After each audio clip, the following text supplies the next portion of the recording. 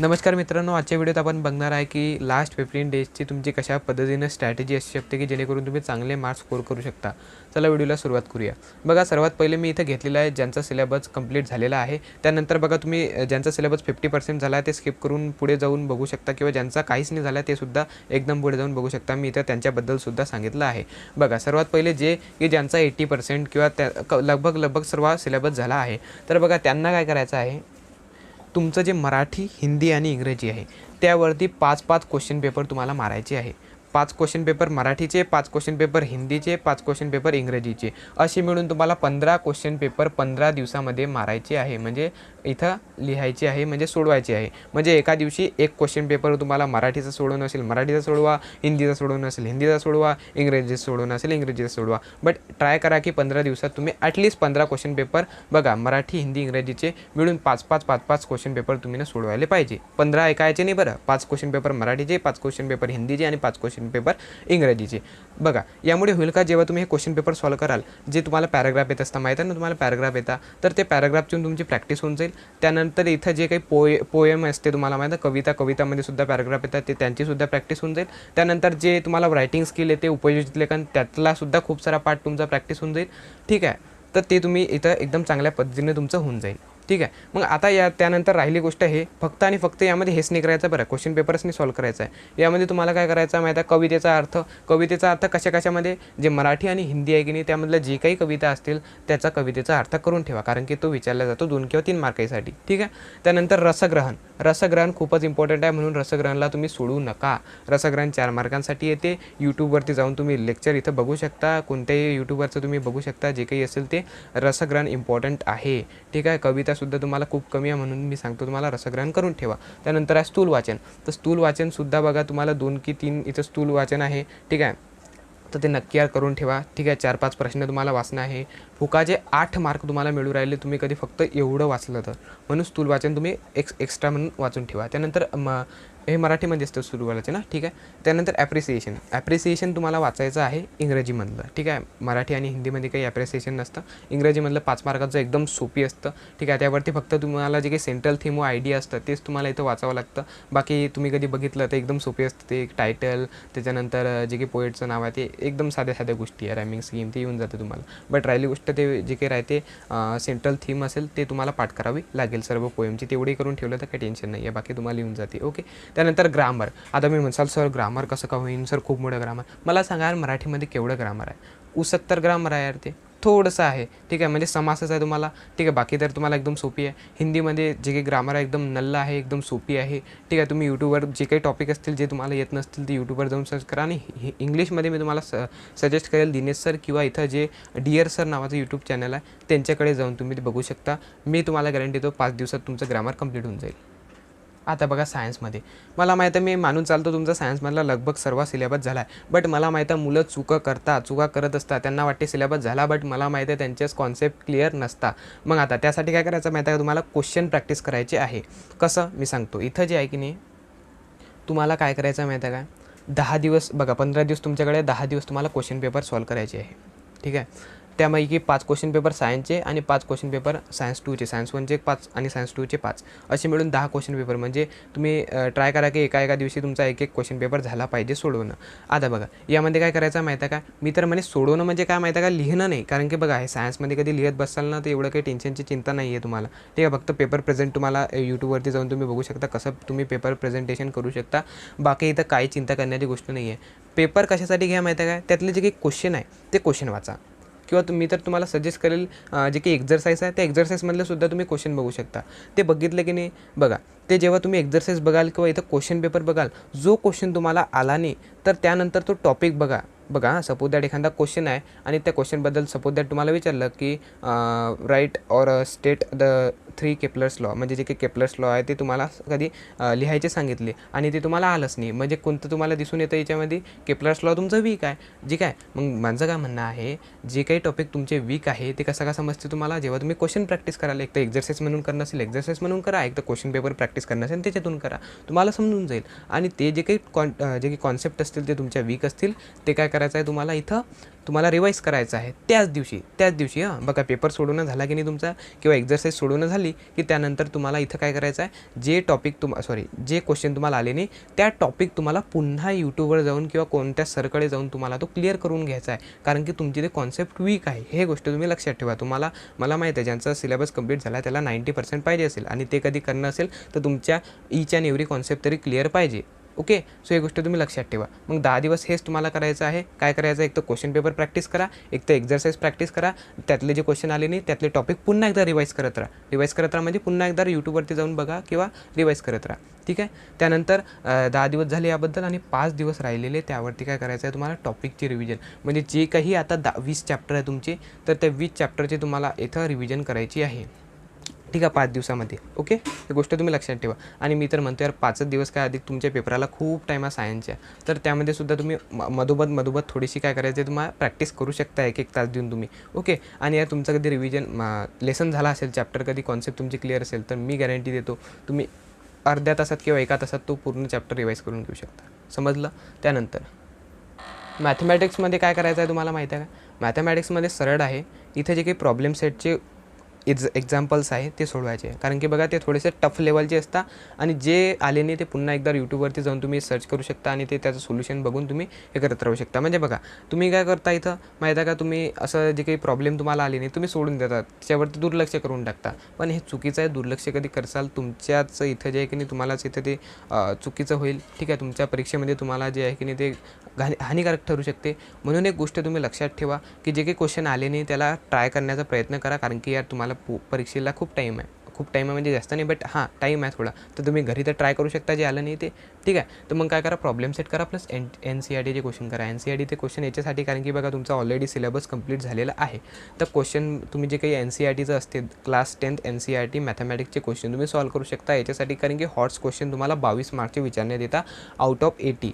म्हणजे बघा करीब तुम्ही कधी बघितलं इथं जे आहे की नाही खूप मोठा वाटा हॉट्स क्वेश्चनचा असतो. ठीक आहे, तर म्हणून मी म्हणतो तुम्हाला हॉट्सचे क्वेश्चनमध्ये आउट ऑफ पाहिजे असेल तर तुम्ही प्रॉब्लेम सेट करून ठेवलं, प्लस तुम्ही कधी NCERTचे काही टफ क्वेश्चन करून ठेवले किंवा तुमच्याकडे ते हॉट्स क्वेश्चनचं ते टार्गेटचं बुक असेल त्याच्यातले क्वेश्चन करून ठेवले किंवा पवनवाग सरांची सिरीज आहे त्यातले क्वेश्चन तुम्ही करून ठेवले, तर बस तेवढं तुम्ही प्रॅक्टिस करत राहा. म्हणजे म्हणण्याचा जो काही सरळ अर्थ हाच आहे की मॅथमॅटिक्समध्ये फक्त तुम्हाला काय करायचं आहे, प्रॅक्टिस आणि प्रॅक्टिस. बाकी क्वेश्चन पेपर तुम्ही 1-2 करून दिलाच चालते. मी काय म्हणतो तुम्हाला माहिती आहे काय, इथं तुम्हाला फक्त आणि फक्त मॅथ आणि सायन्समध्ये फक्त पेपर प्रेझेंटेशन तर तुम्हाला लक्ष ठेवावं लागतं.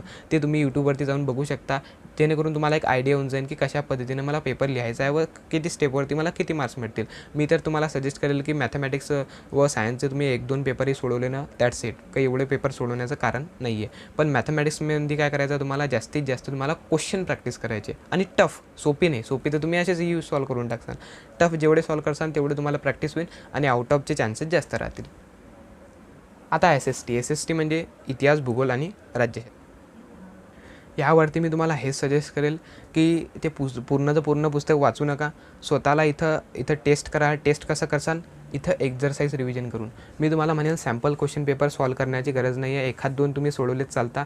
तेही नाही केलं तर काही अडचण, एवढा काही फरक पडणार नाही. But exercise is must. कारण की मोस्ट ऑफ म्हणजे क्वेश्चन तुम्हाला इथं विचारण्यात येतात इतिहास, भूगोल किंवा राज्यशास्त्र म्हणून, तर ते इथं एक्झरसाईजचे असतात. म्हणून एक्झरसाईजला स्किप करू नका. ठीक आहे, एक्झरसाईजचे क्वेश्चन तुम्ही सॉल्व करत राहा. आणि हां एक गोष्ट लक्षात ठेवा, एक्झरसाईजचे जेव्हा तुम्ही क्वेश्चन सॉल्व कराल, सपोज दॅट तुमचा जो काही फर्स्ट चॅप्टर आहे त्या फर्स्ट चॅप्टरमधली एक्झरसाईज तुम्ही सॉल्व कराल आणि एखादा क्वेश्चन तुम्हाला अडकला तर त्या क्वेश्चनचा टॉपिक तुम्ही सर्च करा. म्हणजे काय, सपोज दॅट एखादा क्वेश्चन असेल त्यावर तर तुम्हाला तो आला नाही, तर तो टॉपिक कोणता आहे तो त्या तो काही चॅप्टर आहे तो त्यातला शोधा आणि त्यामध्ये पुन्हा एकदा तो टॉपिक लर्न करा. म्हणजे होईल का माहिती आहे काय, तुमचे जे काही ते आलं नाही म्हणजे काय, तुमची कॉन्सेप्ट वीक असेल. ठीक आहे, तुम्ही त्याला व्यवस्थित केलं नसेल त्या टॉपिकले, म्हणून त्या टॉपिकला कधी तुम्हाला पुन्हा एकदा करायचं असेल एकदम स्ट्रॉंग पद्धतीनं, तर त्याला काय करायचं तुम्हाला एकदा पुन्हा यूट्यूबवरती जाऊन किंवा तुमच्या सरला विचारून जे आहे त्याला स्ट्रॉंग करून घ्यायचं. एक तर तुमच्या स्वतःहून रिव्हिजन करून त्याला स्ट्रॉंग करून घ्यायचे. ठीक आहे, असं करू शकता तुम्ही. समजलं. त्यासोबत बघा मी तुम्हाला थोडंसं अनअकॅडमीबद्दल सांगू इच्छितो. तर बघा यार, इथं 10वी-12वीच्या विद्यार्थ्यांसाठी, खास महाराष्ट्र बोर्डच्या विद्यार्थ्यांसाठी अनअकॅडमी जे आहे की नाही फ्रीमध्ये एक मॉक टेस्ट घेऊन आलेली आहे, ज्यामुळे तुमची खूप सारी प्रॅक्टिस होईल. बघा याबद्दल सांगू इच्छितो मी तुम्हाला.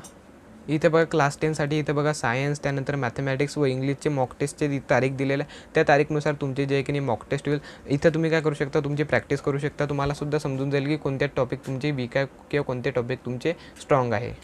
त्यानंतर बघा इथं क्लास 12च्या विद्यार्थ्यांसाठी सुद्धा बघा 26, 27, 28 आणि 1 मार्चला इथं फिजिक्स, मॅथमॅटिक्स, केमिस्ट्री, इंग्लिशवरती तुमचे हे होईल. 2 वाजता हे होतील. त्यानंतर इथे तुम्हाला दिसून येईल कॉमर्सच्या विद्यार्थ्यांसाठी सुद्धा इथं जे आहे इथे 26, 27, 28, 1 मार्चला अकाउंटन्सी, इकॉनॉमिक्स, मॅथमॅटिक्स व स्टॅटिस्टिक व इंग्लिशवरती ते राहील. ओव्हरऑल सांगण्याचं तात्पर्य हाच आहे की यार एक खूप चांगली ऑफर आहे तुमच्याकडे. ते म्हणजे काय, तुम्हाला स्वतःला टेस्ट करण्याची, ठीक आहे, एकदम फ्री ऑफ कॉस्ट आहे. म्हणून तुम्ही इथे जे आहे की नाही जॉईन करू शकता. मी लिंक डिस्क्रिप्शनमध्ये दिलेली आहे.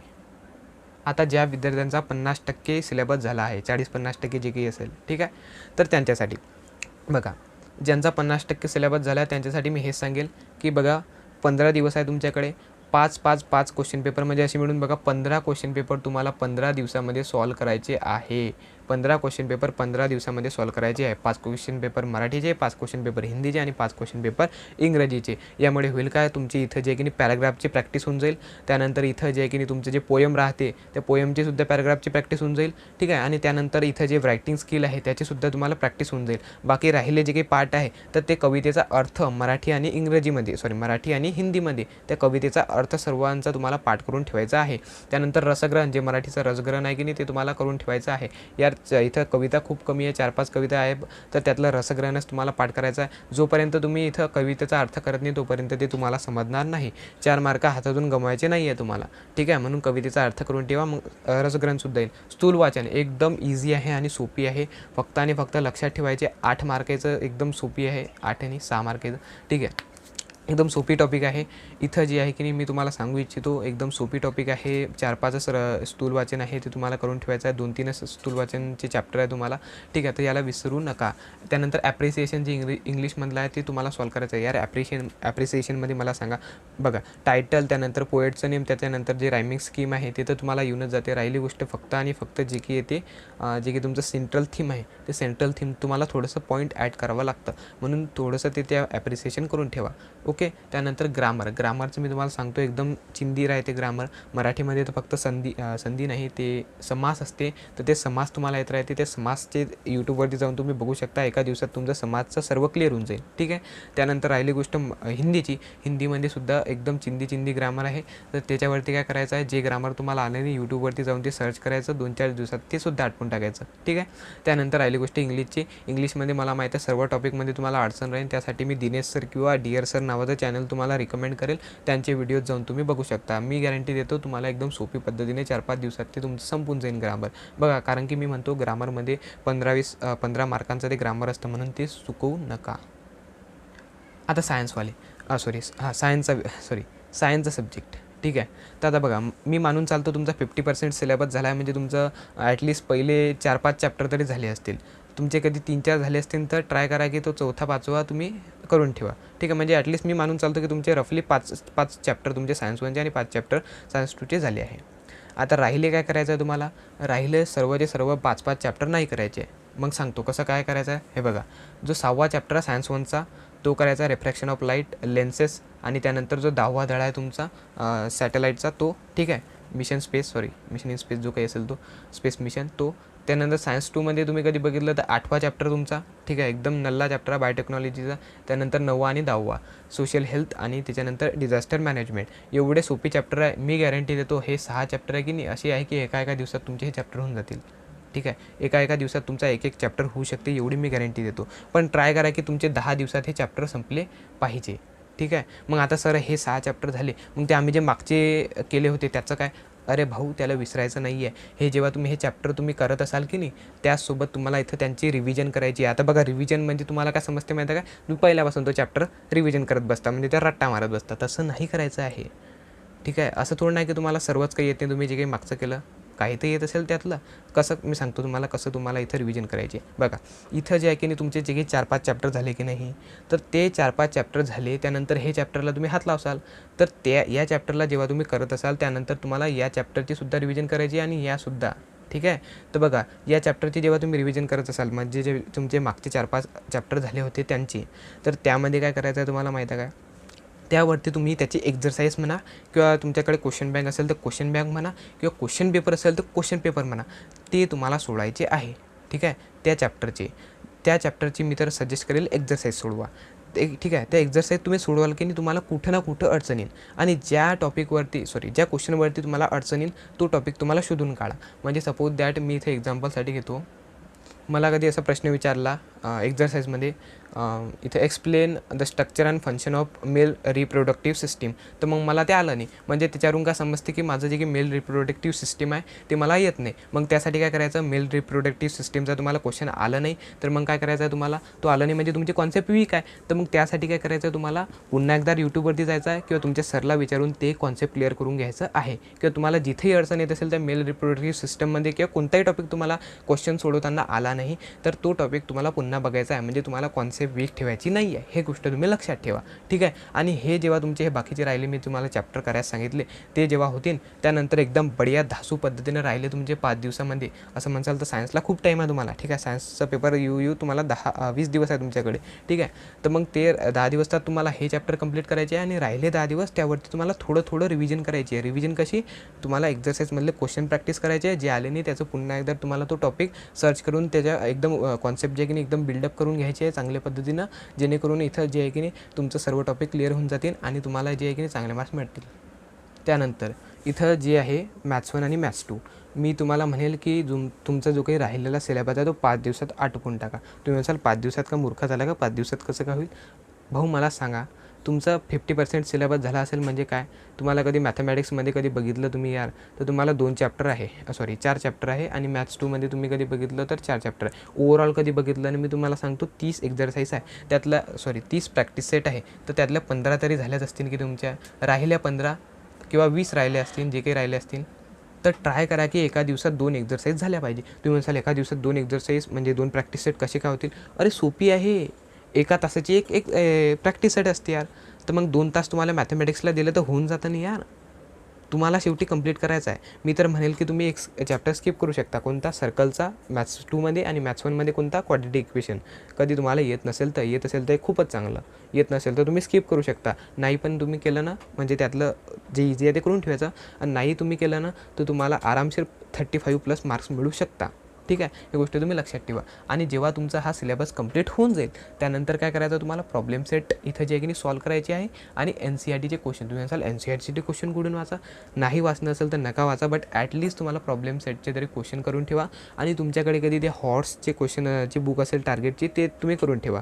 किंवा पवन वाघ सर आहे, ते नावाचं यूट्यूब चॅनल आहे, त्यांच्याकडे जायचं, दररोज तिथं हॉट्सची सिरीज घेत आहे, ते त्यांची दररोजच्या दररोज तुम्ही बघायचं आहे. ठीक आहे, तुम्हाला खूप मदत होईल. हॉटचे 22 मार्कांचं इथं जे आहे की नाही वेटेज आहे, म्हणून कसं आहे हॉट्सला तुम्ही दुर्लक्ष करू नका.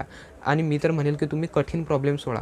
ठीक आहे, कारण की तुम्ही असे कधी नल्ले म्हणजे एकदम सोपी कधी क्वेश्चन सोडवसाल तर तुम्हाला इथं आहे की नाही खूप वेळ वाया जाईल तुमचा. कारण की परीक्षेमध्ये सोपे तर येतीलच, पण कसं आहे तुम्ही हार्ड ट्राय कधी करसाल तर तुम्हाला सोपी आरामशीर येऊन जातील. ठीक आहे, त्यामध्येच ते कवर होऊन जाईल. म्हणून ट्राय करा की मी जे काही क्वेश्चन सॉल्व करेल ते प्रॉब्लेम सेटमधले सॉल्व करेन, कारण की प्रॉब्लेम सेटमध्ये खूप सारे जे आहे की नाही कठीण सवाल आहे, कठीण क्वेश्चन आहे. ठीक आहे, म्हणून ते तुम्ही जे आहे की नाही हे करत राहा. आणि हां, काय करा माहिती आहे काय, सपोज दॅट प्रॉब्लेम सेटमध्ये एखादा क्वेश्चन तुम्हाला आला नाही, तर क्वेश्चन जेव्हा आला नाही की नाही तुम्हाला, त्यामध्ये काय करायचं आहे, तर त्या क्वेश्चनमधला तुम्हाला टॉपिक शोधायची आहे.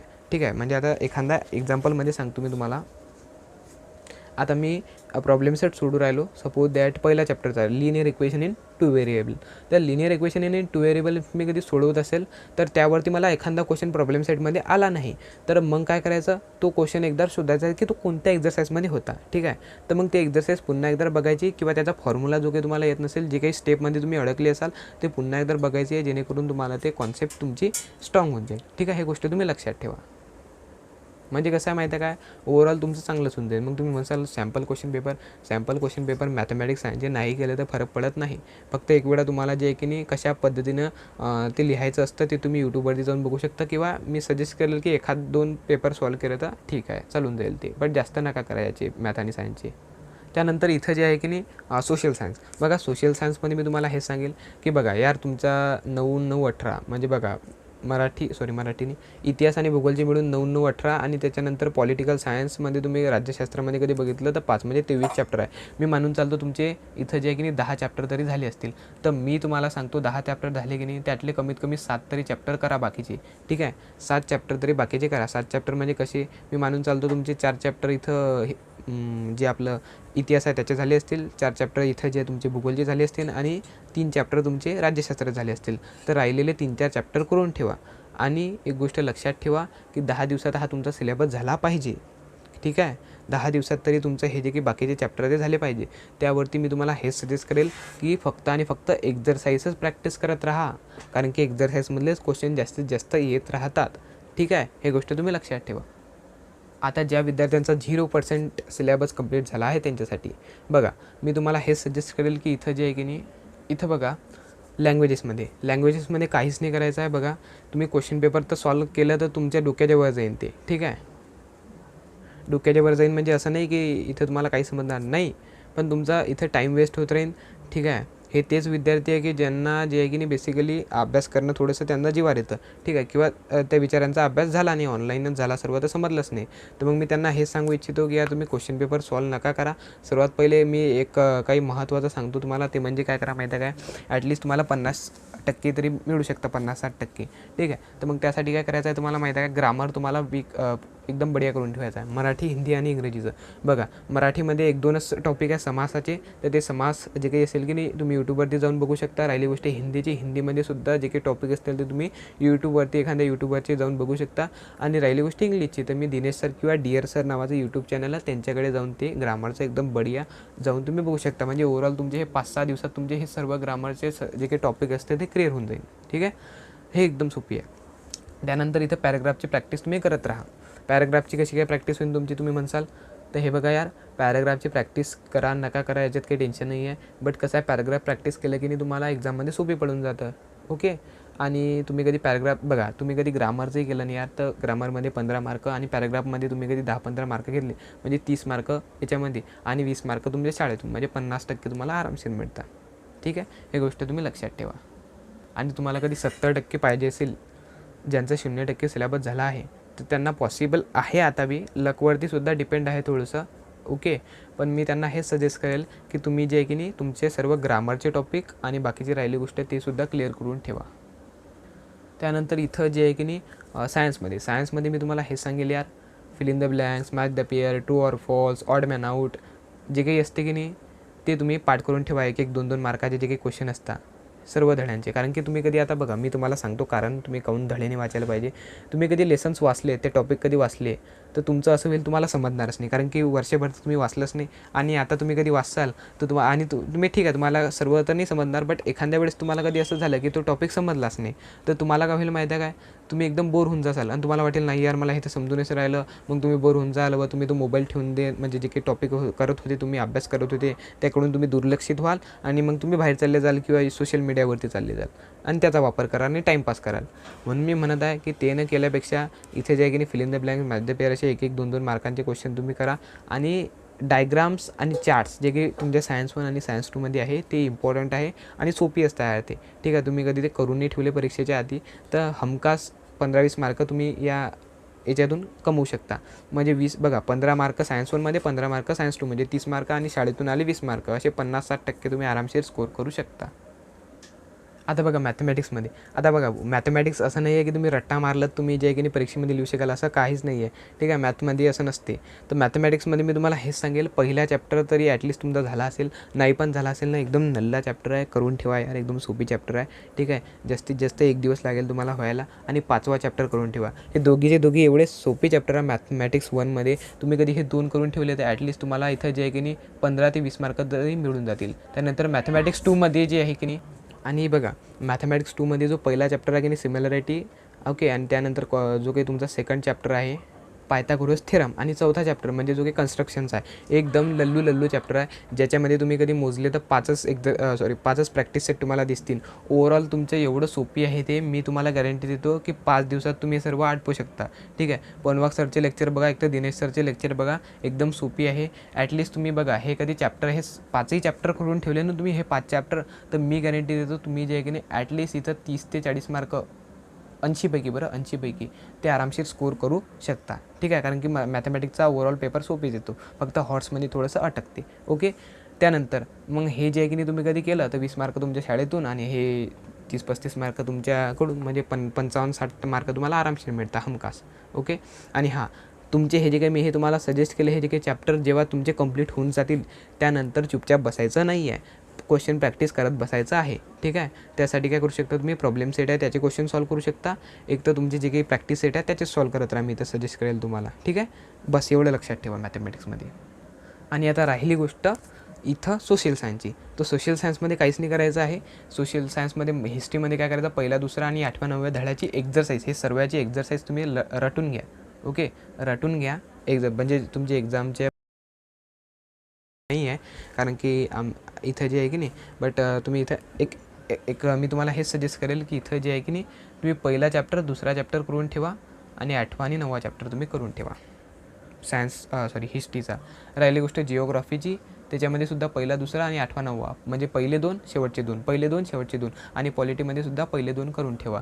हे सुद्धा तुम्ही केले ना तर हमखास एक्झरसाईज केली ना याची, म्हणजे बघा हे जे चॅप्टर आहे की नाही असे आहे की त्यातले एक्झरसाईजचेच क्वेश्चन येतच राहतात, आणि तुम्ही कधी हे चॅप्टरचे एक्झरसाईजसुद्धा करून ठेवले 10 दिवसामध्ये किंवा 15 दिवसामध्ये किंवा 20 दिवसामध्ये, 20 दिवस टाईम आहे तुमच्या सोशल सायन्सच्या पेपरला, तर हमखास तुम्हाला जे आहे की नाही इथं आरामशीर इथं मी मानून चालू शकतो की 30 ते 40 मार्क याच्यातसुद्धा मिळू शकता. 50 बी मिळू शकता कधी तुम्ही अधिक थोडंसं हे केलं तर. आणि मी तुम्हाला हेच सजेस्ट करेल शेवटी की एक्झरसाईजच रिवाईज करत राहा, एक्झरसाईजशिवाय काहीच करू नका. ठीक आहे, हे गोष्ट तुम्ही लक्षात ठेवा. हे बघा, मी हे सर्व ॲनालाइज करूनच तुम्हाला सांगत आहे, काही फालतू गोष्टी फेकत नाही आहे. ओके, मी सर्वांना एक टाईपनुसार त्यांना सांगितले कसं तुम्हाला अभ्यास करायचा आहे. बाकी तुम्हाला फक्त हेच सांगतील की फक्त आणि फक्त एवढे चॅप्टर करून ठेवा आणि त्यानंतर एवढ्या दिवसात हे करा. बट मी तुम्हाला हे सुद्धा सांगितलं की केवढ्या दिवसात तुम्ही केवढं टॉपिक किंवा चॅप्टर तुम्ही करायला पाहिजे व कसं करायला पाहिजे. ठीक आहे, ही गोष्ट तुम्ही लक्षात ठेवा. ओके, आणि हे बघा शेवटी मी तुम्हाला हे सांगतो, ज्यांचा 0% सिलेबस झाला आहे त्यांना बघा तुम्ही तीर काही मारू शकत नाही, वर्षभर तर तुम्ही काही करू शकला नाही, आणि जे तुम्हाला सांगतील की आतासुद्धा 90% स्कोर करू शकता, तर हा सगळा दोगला पण आहे. ठीक आहे, हे सोपी नाही आहे हे. ठीक आहे, ॲटलिस्ट तुम्ही लक बाय 70% तुम्ही मिळू शकता. ओके, लक डिपेंड असलं तुमचं तर 70% तुम्ही आता मिळू शकता, ज्यांचा 0% झाला आहे. ज्यांचा 50% झाला त्यांना हमखास मी मानून चालतो की 70-80 तर मिळतीलच. ओके, 70 तरी मिळतीलच समजा, आणि ज्यांचा ओव्हरऑल चांगला झाला आहे त्यांना 80+ मानून चाला. बट हा रिव्हिजन करणं इम्पॉर्टंट आहे, रिव्हिजन नाही केली तर मग ठीक आहे, काही प्रेडिक्ट केलं तर काहीच खरं नाही आहे. ओके, म्हणून मी म्हणतो क्वेश्चन प्रॅक्टिस करत राहा. क्वेश्चन प्रॅक्टिस केली की नाही त्यानंतर जे काही क्वेश्चन तुम्हाला आलं नाही त्याचे टॉपिक तुम्ही सर्च करत राहा. म्हणजे जो काही टॉपिकचा तो क्वेश्चन असेल, ठीक आहे, तो टॉपिक तुम्ही पुन्हा वाचत राहा, म्हणजे तुमची कॉन्सेप्ट जे काही वीक होती ते तुमची क्लिअर होऊन जाईल. ओके, आय होप या व्हिडिओ सर्व क्लिअर झालं असेल. धन्यवाद.